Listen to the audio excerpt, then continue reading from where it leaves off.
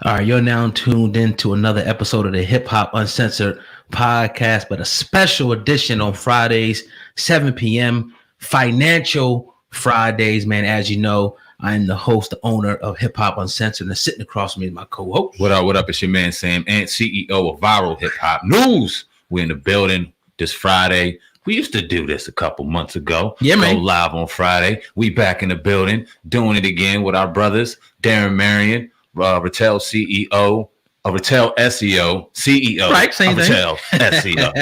You know what I'm saying? And our brother Khonsu, the God, CEO of Aboriginal Consultant out of Chicago, Illinois. Brothers, what's good, man? What's happening, man? What's happening, bro? What's good? Peace. So if people are coming in the building today, man, go ahead and smash the like button no matter what platform you're listening on. These brothers are about to drop some real heavy information, man. So yeah, man, a lot of people know you guys already. They seen you. You know, we put a couple videos up with you brothers on it. But this COVID-19, the coronavirus, man, we want to kind of start the program with that because earlier today I seen that President Trump declared a national emergency. It's escalating from the time that we sat here last week or 2 weeks ago when we had our show. It's taken like wings at this point. So where are we at, brothers? I didn't get a chance to see you guys on yesterday. You know, I wanted to watch it, but I don't know where you guys stand now. So what's going on? COVID-19, man. Any one of you brothers can go first. You want to go, Khonsu? Go ahead, man. All right, man. Well, yeah, man. COVID-19, man. I think it's something blown out of proportion, but it's a chance for manufacturing to come back to the United States. And we're seeing that now because President Trump is announcing just announced $50 billion to go for COVID supply. I think it's like a blank check. You know what they say happened in 2008. They call that the Great Recession in 2008. We about to, and it was a massive bank bailout. We see it COVID-19, 2020. We're about to see a massive biotech bailout. Massive. So all that biotech stuff, I mean, 92% of antibiotics are manufactured outside of the United States. They're manufactured in China. And when this first dropped, China said that they were going to cut off those antibiotics to us, man. That's a major national security problem. You know what I'm saying? Major. Mm-hmm. Mm-hmm. People don't even think about that, man. Mm-hmm. Wow. Well, you know, I think we're dealing with an economic issue, dealing with a major economic issue because in my assessment, we're dealing with an economic bubble. And this bubble, we need hyperinflation, at least according to the government. We need hyperinflation. And this hyperinflation is going to create a reevaluation of what we call money. We're going to be reevaluated. And what is wealth is going to shift a bit. Not much, but it will shift.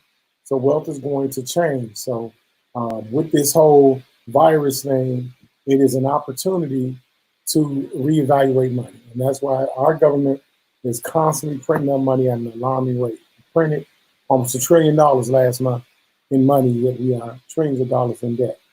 And this money has absolutely no intrinsic value. It is really only fiat currency. It is great for trade.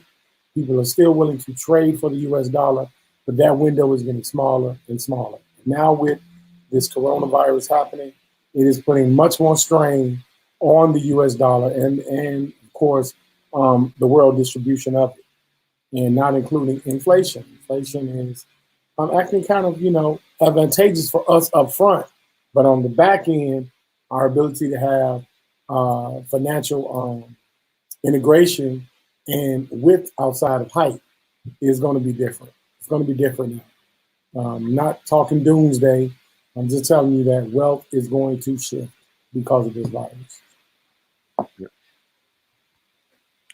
Absolutely. Explain that though, because how is wealth going to be, changed? Is it an opportunity for people to cash in, the everyday person, to now that people are now starting to buy these different products off the shelves like crazy? Is that where it is? Like how people should a person try to take advantage of this time if they are, financial savvy and whatnot, and want to invest some money? Mm-hmm. Right. I think it's a chance right now. When we say wealth, things are going to get a lot more efficient.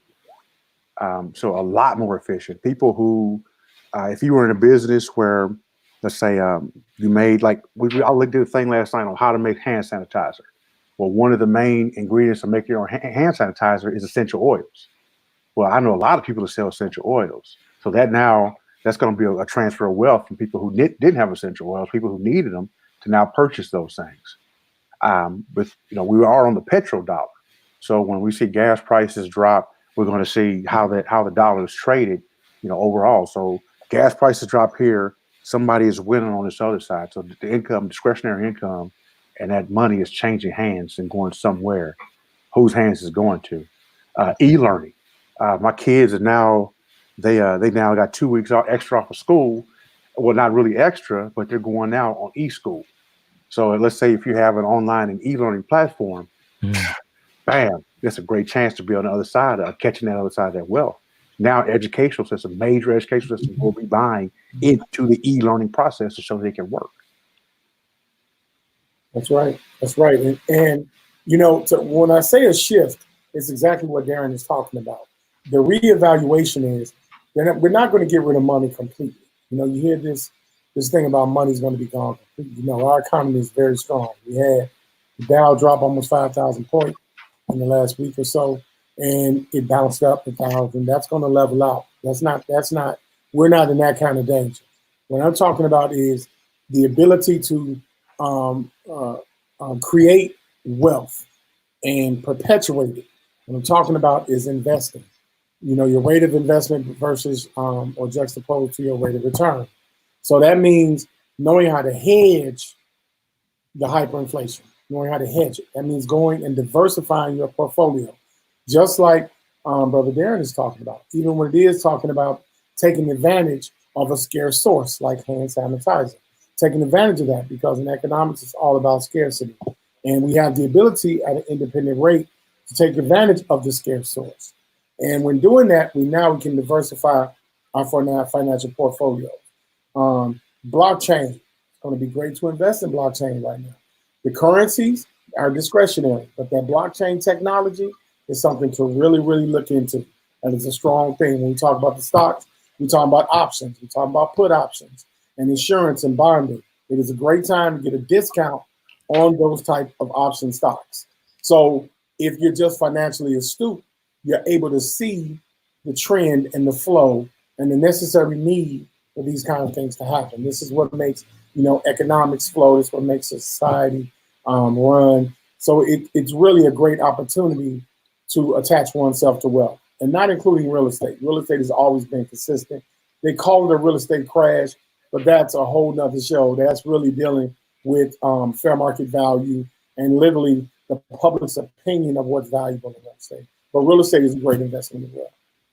I want to dig into the stock question a little more, because I know we were all talking privately, and when all this went down, I asked Darren, I was like, well, what goes up must come down, and the stock market is down right now, but it has to come back up, right? So how can people who aren't, let's say, wealthy become wealthy in a situation where we're seeing, I don't want to say mass chaos, but you're seeing the general public go to stores and buy them out, toilet paper's gone and all this nonsense is going on. But for people that can kind of read between the lines like we're doing right now, what are some of the smart things to invest in? How can somebody in our positions become millionaires out of this situation? Is it a way, and how is it? How can we do so? Yeah, think 6 months ahead. Think 6 months. What things are going to look like 6 months from now? When we say when the toilet paper, when the shortages and all that stuff, when everything re-ups, what does the world look like 6 months from now? When we look, like I said, in order to make your own hand sanitizer, you need essential oils. Well, getting into a thing with selling essential oils is it's a low barrier entry. Get in there, make your own hand sanitizer. It's not highly regulated. Sell that. Websites. Build a. And we actually have a website that's going to be going up in the next few days that's going to address pandemics. So pandemic kits. So, because it's not going to be the only one that we're going to have, right? So that. So that's when you start to stock up, and you can actually start to sell that stuff. Now you have a pandemic readiness kit. That's something else. That's another way to gain that wealth. Now, if you end up playing the stock market, there's a whole nother set of rules that's available to you. And if y'all want to talk about it, I'll be more than happy to. But yeah, Go in. Okay. All right. So like we talked about last night, and we talked about a couple times is with options. You have puts and calls, put option and call options. Those are both insurance policies that are their insurance policies on a specific price. Now we have you can buy an insurance policy on a specific industry or a sector.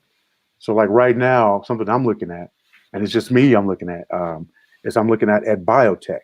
Right now, when President Trump said he's going to put $50 billion into biotech and into, what he announced today, they've already come up with a major corporation, have all worked together to come up with with testing right there.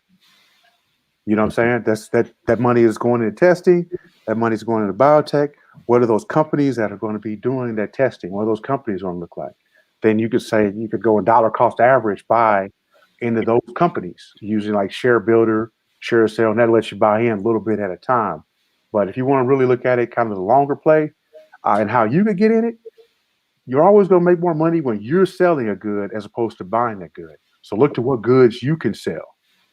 Look to what's short now, man, and write this shit down, man, and then take advantage of it. 6 months from now, that's when you play the long game, man. Sam, you work out, man. You know what I'm saying? You don't start working out and expect it out in the mark. You got to plan what's your workout going to look like from going forward, man. Exactly. That's smart. Yeah. Let's talk about some of the hysteria that's going on today, because you see.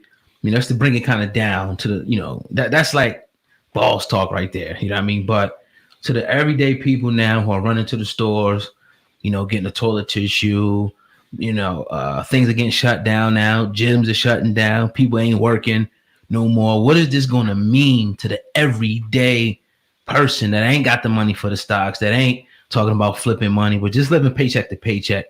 How far is this going to go? How far do you two envision this going? Are they going to make it to where it's martial law? Where are we headed? Or is just something that's going to just disappear in the next couple of weeks? I think it's got a 4-week run, man. 4-week run, because last night we did a thing on it, man. And we talked, we found that it's got a 2.4% mortality rate, man. It's got a 2-week incubation period. MERS had what, 20% mortality rate. SARS had 30%. Ebola had 40%. All of those hit the American shores. None of that hysteria was out here for that. So there you go, man. Yeah, people can't catch it either. Yeah, I think that's one of the biggest things. There's no attention paid to it. A lot of times, the public is at the mercy of media. So outlets like this, that you may have experts that have the ability to kind of break a lot of things down. We're able to, explain that the economic system is a flowing system. It's almost a self-living entity at this point. So when you have these pandemics and stuff like that, these are assumptions. So the government makes assumptions based on an isolated set of criteria. So they go above and beyond. So if they're saying a 4 to 6 week is probably a 3 to 5 week. That's generally how that works. So you just have to, those are the common person, do what you normally do. I mean, be hygienic. That's what you need to be. You don't have to change what you're already doing every single day. You have to use your common sense. This is an airborne pandemic. This is an airborne. We're not talking about something that's in your water, okay? That's a critical mass resource. We're talking about an airborne disease. How do you dodge air? You don't.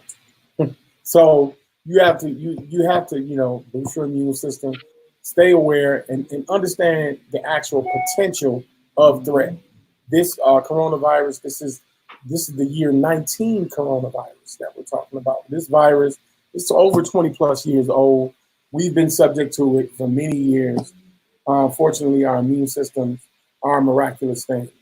So we can't get caught up in a lot of the hoopla around it. Yes, it's real, but it's affecting the social economic platform, and that's why it's getting much attention. Things like the NBA shutting down, airline tickets, selling gas at an incredible rate, because what people don't realize, when you book a flight, you're purchasing fuel. It's not the airplane. It's the fuel you're paying for. The fuel is very expensive to go into a jet engine. So fuel is at an alarming rate. It's very low, and it's a great time to take advantage of those things. So don't worry yourself.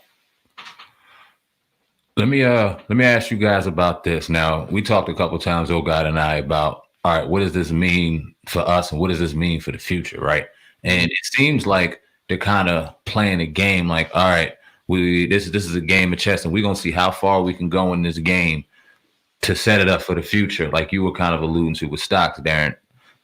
Do I have any credibility when I say that this may be something that they're playing along the line, and maybe in our generation or our kids or our grandkids' generation, we may see something potentially of a lockdown to where everything's shut down, government controlled, and they're just kind of testing the boundaries now with this, because like you said, Khonsu, this shit's been around for 2-3 decades. It's on the Lysol cans, been on the Lysol cans since Lysol cans been out. This isn't nothing new. We were just doing research in here, and there's multiple strands of it, and people aren't getting the strand that's out here banging people out. They're getting the other one. So it's just a bunch of smoke and mirrors going on. So, for lack of a better term, are they testing us? Are they messing with us, bro? I don't think so, man. I mean, if anything, they mess with what the market looks like. With how a friend of mine, he's probably watching right now, man. He was talking about what private insurance looks like, private versus public insurance, and private versus public health care. Right now with Italy, one of the main problems that Italy has that government shutdown is they've only been investing 1% over the past 8 years, a 1% increase in their budget in healthcare over the past 8 years. Inflation runs anywhere from 3 to 5%. So every year they're spending less and less and less until they get negative return rates on how much you're spending on healthcare. Whereas, we have a private / public healthcare system. One of the main issues that happens with this disease, and what really is, it's a strain on the public system. If someone comes in with a gunshot or comes in with some sort of bacterial infection, they may not get the scene as quickly as they need to be seen. So that's gonna open up a whole new market for what healthcare looks like. So I don't think it's a massive thing for a massive government shutdown. I think this is a show that how private industry can step in and make things a lot more efficient and make things happen a lot more quickly than what has happened. I mean, even New York, for instance, the state of New York, they came out with their own hand sanitizer. It's got 75%. It's 75% more alcohol. So it's got 75% alcohol. Purell has a 60% alcohol rate. So it's got 75% alcohol. They're making it at 85 cents for a bottle like this big. Bottle is 85 cents. Wow. This right here is $1.85 at Walmart. Right. Now we're showing how the government is coming in and they're getting involved in private industry, man. So I think whenever you have privatization of anything, almost nearly anything, things get a lot more efficient, man. Yeah. Yeah, you brothers, I think it's a good time to transition, into this the presidential race. I want to get you guys' opinion on that, because you got Joe Biden, who's now winning, Bernie Sanders, and pretty much Trump. That's what's between right now. For us, for minorities and other people, who will be your guys' choice right now? Who are you guys leaning toward to say, all right, I'm kind of want to get behind this guy. I want to keep Trump in, but no, Bernie Sanders is kind of my guy. Or you know what? Let me put Biden in there. Where you guys at with that? Well, I'd have to say that I'm pushing for Trump. I've been pushing for Trump since he got in. I don't see any democratic process of including the government in my business. I don't want to be taxed, and I don't want to disperse my wealth against my free will. Trump, and it's showing now with the ability to privatize our revenue and disperse it at our rate. We are a republic. As a constitution on its face, we are a republic. We're not acting as one now because we kind of taken a laissez-faire approach where we said we really don't want the state involved, but we want the state to babysit us and take care of us. And there's a flip side to that. You give up your power when you do that. So the people lose their power in a quasi laissez-faire government that's called democratic. A lot of the time, it's really the perception of the parties being different, but we're talking about the movement of the Senate and Congress. And that's very important that we maintain our power structure. It's very important that we have things like ADOS in place and reparations and things of that nature. It's very important, and we're shifting to that period. And I think that Trump is the best representative of that and the type of president we need in this day and time. I'm not putting Trump as one of the greatest presidents ever, but he's needed in this particular juncture in history. He's needed right now. All right, I know what you're gonna say, Darren, but go ahead. Yeah, to quote my mom, for such a time as this, really, man, right now we need Trump is the alpha. He's an alpha male, and he's gonna come in and he's gonna make sure that things get done. He's coming in, he's making sure that private industry is going to work well with government as well as they can work with government to make sure things get done. Look how fast they were talking about. They couldn't come up with any sort of like testing. It was going to take months and months and months for the CDC to come up with its test. Now all of a sudden they announced today that next week they're going to have mass testing. Roche and Pfizer and all these people are going to work together to create these tests. And they're going to be deploying them out to Walmart and Walgreens and all these other places so people will be able to get tested quickly. Come on, man. That couldn't have happened. I don't think that could have happened under Obama, man. Right. I really don't, man. He wants to, Obama or people, certain presidents and certain leaders want to manage via consensus. Trump is not that kind of president. And once you know and understand and respect that, then you know how to move within the Trump administration. If everybody else is moving like that, then that's kind of where you need to be moving as well. Mm-hmm. Brothers, we had a great discussion a couple of weeks ago about this whole thing, and I dropped something on Viral Hip Hop News. Shout out to the people that watched that. Shout out to the people who subscribed. And I had some great dialogue, and I want to read one of the comments that came in about the conversation. It said, Viral Hip Hop News, much respect. I understand that dialogue is important, but there should be no discussion about a man who has to pay the same black folk to perform behind him at rallies. We know what he's about, and any black man that can't decide whether or not to support any man that is clearly against them is already lost. I know it's hard to support any one of them, but there are pictures anyone can search of Bernie Sanders handcuffing himself to a black woman decades ago during a civil rights event, telling the police, if you take her, you have to take me. If he was willing to march beside us at the time when he'd be killed, for it, right along with us, I believe discussing his actions is more vulnerable at this point in time than discussing someone whose actions are already well known to us. I can see you dying in my peripheral, Darren. You fucking distract me. People say, man, damn, it's so funny though, man. I'm almost done.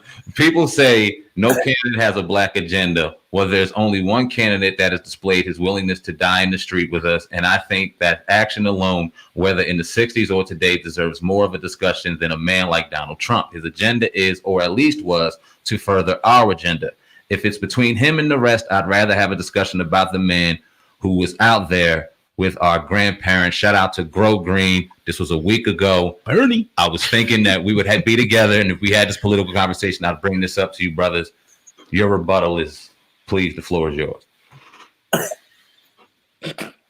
Go ahead, Darren. Yeah, we say somebody's out there ready to die in the streets, man. I don't know nobody ready to die in the streets, man. I want somebody to be in the boardroom ready to make a decision. That's what's most important. You could be, ready to die in the streets all you want, man. You could be handcuffing yourself, but really, there's nothing you can do because unless somebody says, "All right, stop locking these people up," then that's what matters. When you apply pressure at the head and not the tail, that's when you can make it. That's when you make movement. As long as we willing to say, you know what, I'm gonna lock myself up on, and I'm willing to go to jail for a cause, then yeah, they'll keep locking you up. They don't care about that, man. But when you're ready to say, all right, I'm not gonna buy this place, or I'm only gonna buy with this place, or I'm only gonna take advantage of these tax breaks, or I need these tax breaks for my business, then that's when you can actually make an effective change. So unless somebody's willing to do that, then I'm not. I mean, they don't have that. I have no drip for them, man. Yeah, I agree. The revolution is different now. My uncle used to tell me, revolutionary will without revolutionary skill gets a revolutionary kill. And we've already had and gone through the motion of civil rights. And we're continuing to do that, but now it's about humane rights. We're talking about being treated as equal as human beings. So we have to change the polarity of racism and white fragility in America. That's shifting now. That's a big shift because America was always about the human experience. And so as the our Black people, and rightfully so, we have to hold a discriminatory view of the European people in this country. We have to do that. We've gone through almost 400 years of white supremacy, and we've dealt with this, but we're resilient enough to still be here. And so we need that revolutionary sitting in the judge's robe, with a judge's robe on. We need that revolutionary working in Congress. We need that revolutionary teaching our children in school and driving those school buses. So we got to still maintain the ebb and flow of conscious revolutionary action, and not just, I saw Bernie Sanders with a great picture of a handcuffed to. That's a consolation prize. That has nothing to do with our movement, and our movement is about being progressive, and adding value to your communities and your neighborhoods. So it's time now that we get behind, get in these boardrooms, start owning things, start manufacturing and producing things, because the system is designed for us to do that. We just have to be willing to do that. And that, it's pretty prevalent. It's pretty plain and simple. And so the opportunity is there. It's our turn to write history. We're in the midst of history. We're in the change in the way that we do things on a day-to-day basis. And we are literally writing history right now. 300 years from now, they're going to be talking about how amazing this thing is. The jump in technology is unheard of. Technology is at an all-time high. Technology is writing science now. Scientists are looking at technology to gain knowledge and understanding. So we're on a whole different level right now. Imagine if Malcolm X had Facebook, YouTube. Just imagine. It's on a whole nother level. We are accessing millions of people in milliseconds. So this is a totally different situation that we're dealing with. Absolutely, Khonsu. Before we continue on, I want you to drop your email. A lot of people, and you too, Darren, were asking for both you brothers' information. They always ask. So you could drop it in the chat room and, on the video, so that people can, if they want to get in touch with you guys as well. You know what I mean? As we transition to the next phase, man. Definitely. So go ahead, give your email, Khonsu, real quick. Sure. It's Albert Higgins. That's Albert Higgins, Higgins, as in Sam, 19 at gmail.com. So that's Albert Higgins 19 at gmail.com. You said that's so professional. You had me dying over here. Yes, sir. I'm watching and listening to you guys. Yeah. But this is a good opportunity, I guess, for you guys to kind of advertise a little bit of what you do and how the people listening to the program could benefit from what you guys do, man. I have to give you open a platform up for that for you guys. Go ahead, Darren, with your email. Right on. It's Darren, that's DARRIN, at Blurred Planet. Blurred is a black nerd. BLERD planet.com. Darren at blurredplanet.com. And then Retail SEO is we help businesses get found on the internet. So if you want to get found on the internet, want to set up an e-commerce site, you want to do things like that, then you just go to Retail SEO. That's Darren at retailseo.com. So or type in Indiana SEO, we show up number 1. So yeah. Also, blurredplanet.com, Khonsu at blurredplanet.com. You can also reach me there, Blurred Planet, Khonsu at blurredplanet.com. Dope. Let's transition a little bit, man. Let's talk some hip hop. First off, where I want to start. Let's start with since we're on coronavirus real quick, the effects on hip hop and the coronavirus. A lot of people are not touring. A lot of people are losing money. Do you see this as a substantial effect real quick on the state of hip hop? How do you see hip hop being affected by this, both of you guys? This is a wonderful chance for hip hop to become a lot more efficient, like everything else, man. So imagine right now, if you could pay to get online, pay to go see a concert, right here, stream the concert on YouTube. Now everybody can see a concert. Now it's open up to everyone. Now your audience is expanded a millionfold. Things have become a lot more efficient, man, a lot more efficient. Now it's, if I'm a promoter, it's now about a matter of me promoting my website and having to make sure my website can handle the bandwidth to be able to handle a show. Then I can use search engine optimization to promote a show, get my, run my YouTube ads or my Google ads or my Facebook ads, stream that information out there. Now I can get people to show up and do a pay-per-view for my audience. Hip hop, right there. So Yeah, you took the words out of my mouth, D, because if everyone's not paying attention, Liar Cohen is getting ready to do just that. It's not a coincidence that he is head of operations with YouTube. It's not a coincidence that YouTube has started a streaming video service that streams, privately. That's not a coincidence. So, Brother Darren is absolutely correct. That's where that's going. That's where that's headed. It's immense. The payment opportunities, the financial opportunities for these artists are just incredible now, because the ad sponsorship is what powers YouTube. YouTube is an advertising company that exploits independent vlogging. Same thing with Facebook and any other social media application. And the application is the search bar. And that search bar is the doorway to unlimited potential. Similar to what Brother Darren is expert at with retail SEO. Myself, with Aboriginal Consulting, I'm an expert at business startups and business infrastructure, knowing how to start your businesses, protect them. Risk management and loss management is, the priority with my company. We try to make sure you know how to not only create your business plan, but also scale your business properly and be able to have a prospectus of success over a period of time. Because I'm the same way as most independent startup companies. We do not believe in self-employment. That is nothing but you owning a job and being a slave to your dream. No, we're all about employing people. That's when you're changing your community and the people around you. You can employ them and aid in the benefit of their homes by paying them. It's an honorable thing to do, if you ask me. So that's what we do. That's what I do, and I definitely agree with Darren. He's definitely on point with the. Yeah, absolutely. I was thinking about how, when YouTube got rid of the Google Hangout, and I was telling Sam Ant the other day how we all use StreamYard now. It was opportunity for them, like when YouTube was getting rid of that service, for them to slide their way in. And I heard the guy who always does the infomercials for StreamYard, he said, like, we went from just a few thousand to a few 100,000 subscriptions after that. So I think the importance is, anytime there's a catastrophe or a disaster, there's an opportunity in that. You know what I mean? And on closing, before we get you brothers out of here, and I want you guys to talk about the importance of entrepreneurship, especially in the Black community now moving forward.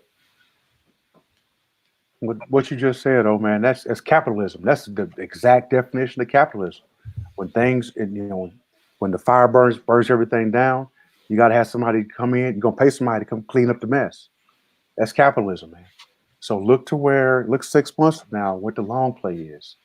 What businesses are short on something now, because it's not going to be the first. It's not going to be the last time they're going to be short. This isn't going to be the last time something like this happens. So look for 6 months from now, and then start to just play your position then, man. Yes, exactly. Capitalism gets a bad rap because it is blurred. The lines are blurred, and it is the best time to be a capitalist. It is the best time to do that, to capitalize on private industry and free market. It is very important to do that. And like Darren is saying, target the demand with the supply. Supply the demand. Like hand sanitizers, feed that demand. You can start on a small level. You can fractionalize the demand. And then as you grow, you move you're venture capitalist. You move into other ventures that are demanding of your capital. And that's very important. So venture capitalism and dealing in those type of things, angel investors, angel investing, is really, really big right now. And that's what embodies entrepreneurship, is that you pay people for their time. That's a true entrepreneur. You're paying people for their time. And in return, you get revenue. And you have more time to build and expand your business. Not necessarily operating your business, but still owning it as it operates itself. It's all about automate, delegate, and eliminate. This is how you scale a business and move it forward beyond, let's say, today with proper business scale. Absolutely, man. Financial Fridays each and every week at 7 p.m. We'll be on with these two brothers. We're going to actually try to open up a phone line too the next time and keep things pushing. But before we get out of here, I'm going to open up the microphone for Sam, man, if you have any more questions before we get up out of here. I got one quick question. I'm not going to hold you brothers long for Khonsu. Now, Magda Stein, who was in her legal battle today with 1501 Entertainment, the restraining order that she had previously was expiring the 16th. The judge extended it. Now, the arbitration is being pushed back by Carl Crawford, who on Wednesday filed a motion attempting to compel Megan to have the case decided by a single arbitrator. His argument is that Magda Stein's contract with him calls for all disputes about the contract to be settled that way. Megan's legal team in response argued that the clause was voluntary, not mandatory.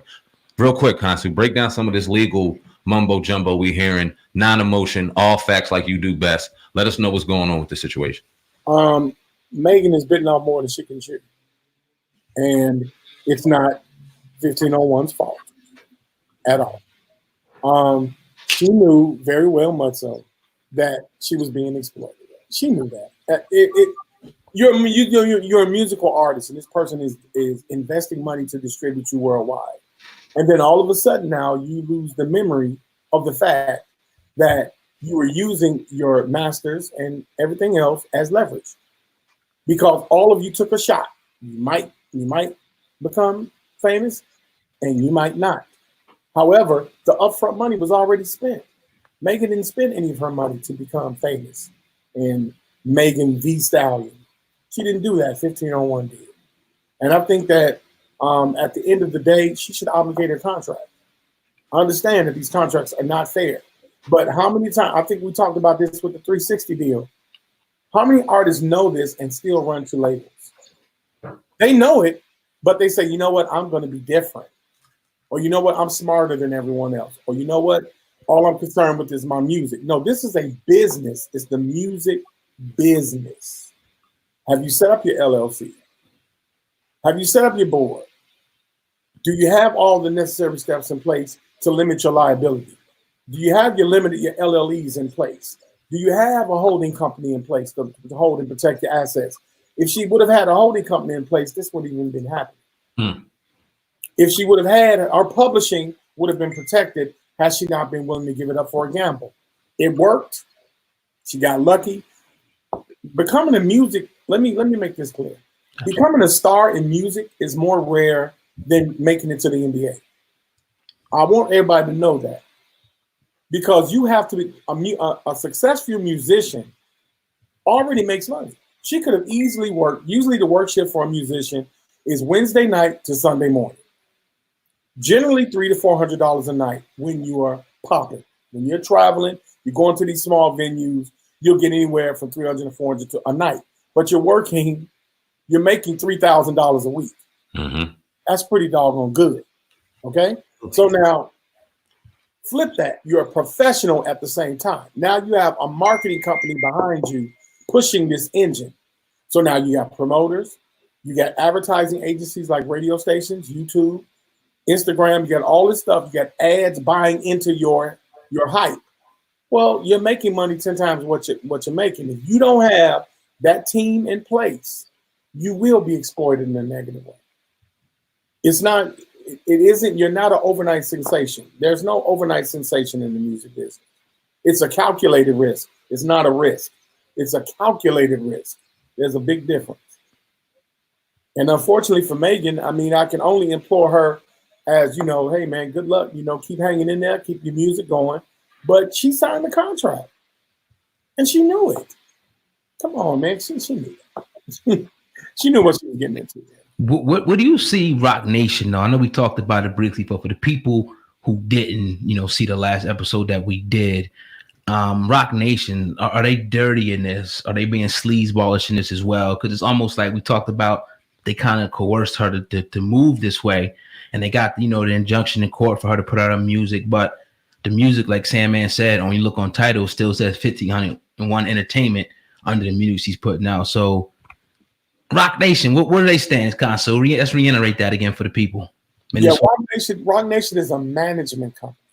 So their job is to exploit her opportunities, to open and create opportunities for her to take advantage of. Now, Rock Nation is a conglomerate. So understand that Rock Nation has a vested interest in 1501, maintaining that relationship as well for future endeavors with 1501. That's called an S corp.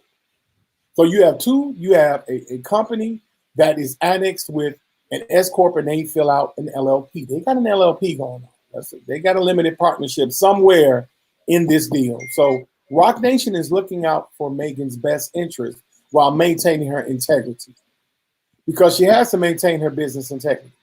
If not, what other conglomerate is going to put money behind her if they know she'll up and bounce on them? No one else. She does not have the revenue to fund a world tour. She doesn't have the influence to pull Coca-Cola in, Pepsi. She doesn't have the influence she can't influence Universal. She's not going to influence Clear Channel. She's not going to do that. It takes money to move money. So in order to do that, Rock Nation is doing a fantastic job, because Rock Nation has a brand, and it's saturated, it's static. It's in other areas of the genre of music. So she has a really great management company. She has to operate as an independent contractor and keep that mentality. She is an independent contractor, and she has to promote her brand. She needs a Darren. She needs a Retail. Shameless plug, but she does. Mm-hmm. She needs to perpetuate her own brand in collusion with Rock Nation, as Rock Nation is doing that, because Rock Nation is creating opportunities for her. Absolutely, man. Do not hesitate to smash them like buttons. If you want to get in contact with any one of these brothers, if you scroll up, you can see in the email that they left, or in the chat, I should say, they left their emails, for you guys. We'll also leave it in the description box of this video for anybody who wants to get in touch with these brothers, because they got services, like you said, the SEO services, which people don't know. He does it for what we do here. Brother Darren does SEO for us, does a great job at that. Khonsu, works with us behind the scenes, financially, some things. So, yeah, man, exciting program again. Yeah. We know this is kind of unorthodox, but I see that the people really enjoy this Financial Friday that we got going on over here, man. Yeah, man, we're going to keep it going. We're going to keep coming with the real information, truth, like we do, man. Yeah. The real people appreciate it. No nonsense over here. We're going to enjoy ourselves and give them the right information, man. Salute to you, brothers, man. Before we get out of here, before y'all get out of here, get that plug one more time for both of y'all, man. Where can they find you? Yes, sir. Darren at blurredplanet.com, man. Darren at blurredplanet.com, or Retail SEO. Darren at Retail SEO. Appreciate you. Yep. Khonsu at blurredplanet.com. KHONSSNSTU. Khonsu at blurredplanet.com. Albert Higgins 19 at gmail.com. Absolutely. Well, another episode, man, of the Hip Hop Uncensored podcast is in the books. Financial Fridays, man. Hey, on the way out, man, smash the like button. Do not forget to share this episode with a friend, especially what's going on right now in the world. You want to get this information, out to as many people as possible. I want to give a shout out quickly to Hanlon Jones, Miss Brown Eyes in the chat room, and my man Ace locking it down. In the chat room with the handles, doing their thing, man, regulating everything down there. So, yeah, man, we getting it in today, Sam, man. That's all I got on this side, bro. Yeah, man, give a special shout out to the artist behind the artwork, man. Incredible artwork. You see Foulmouth Angel. Go follow him on IG at Foulmouth Angel. You can also find him on YouTube at Foulmouth Angel TV. Yeah. But follow that brother now. Shout out to the brother you don't see actually behind the scenes. Yeah. Our incredible intern, Victor Intern, who's been holding the camera and doing this thing. In here doing some incredible work for us, getting us interviews, getting us schedules. He's doing the damn thing, man. 21 years old, been taking notes the entire show. He's really in here doing this thing, man. So we appreciate each and every one of y'all. I don't know what we're doing tomorrow, but you may see us for episode tomorrow. You never know, because we own the goddamn building here at the Hip Hop Uncensored podcast, man. That's all I got to say, man. Viral hip hop news Whole God Hip Hop News Uncensored, brother Khonsu, Aboriginal Consulting, Darren, Rattel SEO, our brother. That team, baby. What up, Vic? You on, baby? What's up, bro? Victor intern. There it is, Victor Intern. Yeah, man. You know what I'm saying? Holding the camera, man. Yes, sir. So yeah, man, y'all have a good night, man. We appreciate y'all. Peace. Peace out. Peace out.